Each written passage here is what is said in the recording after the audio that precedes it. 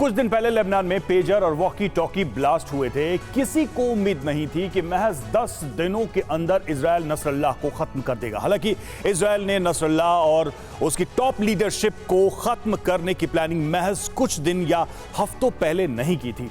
Israel की खुफिया एजेंसियों ने ऑपरेशन अल अक्सा के बाद तय कर लिया था कि वो लेबनान से हिजबुल्लाह के वजूद को मिटा देगा। आखिर हिजब को की संपूर्ण खात्मे की प्लानिंग क्या थी और कैसे इजराइल ने एक एक करके उसकी टॉप लीडरशिप को खत्म कर दिया, इस रिपोर्ट में देखिए। लेबनान में पेजर ब्लास्ट के बाद नसरल्लाह ने इजराइल के खिलाफ बड़ी जंग का ऐलान किया था, लेकिन इससे पहले कि नसरल्लाह इजराइल का काल बन पाता, आईडीएफ ने उसे हमेशा हमेशा के लिए कब्र में सुला दिया।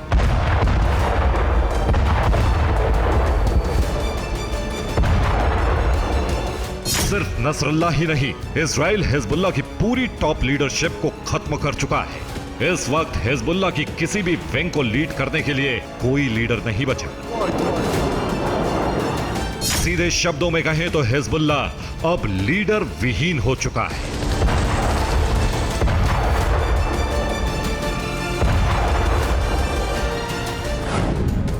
इजराइल हिजबुल्लाह की 3 लेयर को खत्म कर चुका है। हिजबुल्लाह चीफ नसरल्लाह मारा जा चुका है। ऑपरेशन चीफ इब्राहिम अकील मारा गया। सीनियर कमांडर फवाद शुक्र खत्म हो गया। सॉर्दर्न फ्रंट कमांडर अली कराकी भी मारा जा चुका है। रादवान फोर्स कमांडर विस्सम अल तवील, रादवान का training chief Ahmed Wahbi, Nasser unit chief Taleb Sami Abdullah, Aziz unit chief Mohammed Nasser, अब सिर्फ बदर यूनिट का चीफ अबू अली रिदा ही जिंदा बचा है। हिजबुल्लाह की टॉप लीडरशिप को मारने का प्लान इजराइल ने 11 महीने पहले ही तैयार कर लिया था। बीते साल 8 अक्टूबर को ऑपरेशन अल अक्सा के बाद हिजबुल्लाह ने इजराइल के खिलाफ हमले तेज कर दिए थे। नेतन्याहू के वॉर रूम में तभी यह तय हो चुका था कि इस बार हमास के साथ हिजबुल्लाह के खतरे को भी हमेशा हमेशा के लिए खत्म कर दिया जाएगा। इजराइल को इंतजार था तो सिर्फ हमास के कमजोर होने का। 8 अक्टूबर के बाद से हिजबुल्लाह के टॉप लीडर मोसाद के रडार पर थे।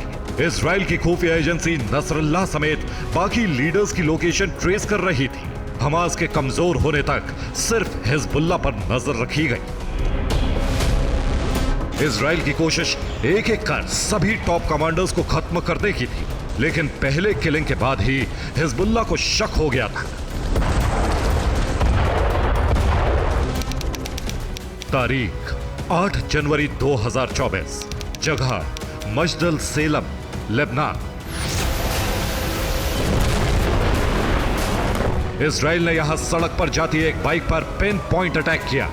इस हमले में 2 लोगों की मौत हो गई। मरने वालों में एक हिजबुल्लाह की रदवान फोर्स का कमांडर विस्सम अल तवील था। विस्सम अल तवील की मौत हिजबुल्लाह के लिए बड़ा झटका थी। हालांकि इसके 1 महीने के अंदर ही नसरल्लाह को इजराइल की जासूसी का शक हो गया, जिसके बाद नसरल्लाह ने अपने सभी लड़ाकों को मोबाइल फोन की जगह पेजर इस्तेमाल करने के लिए कहा था।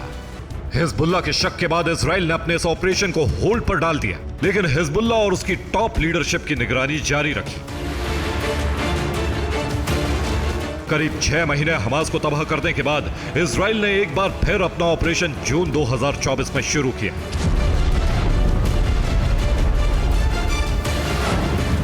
इजराइल ने 12 जून को Nasser unit chief Taleb Sami Abdullah को एयर स्ट्राइक में खत्म कर दिया।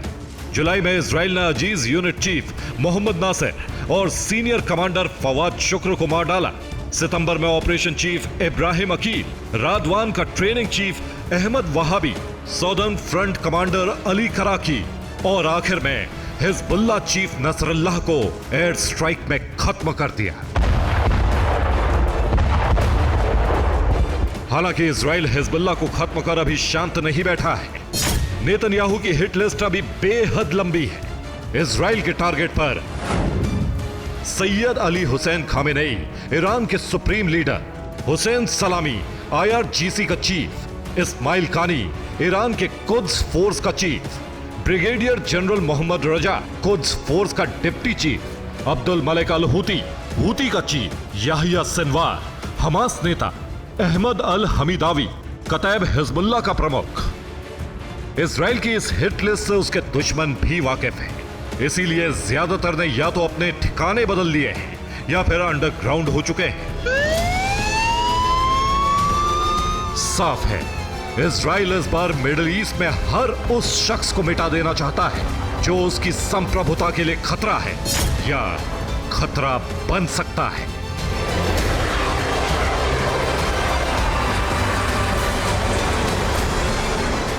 Bureau report, TV9 Bharatvarsh.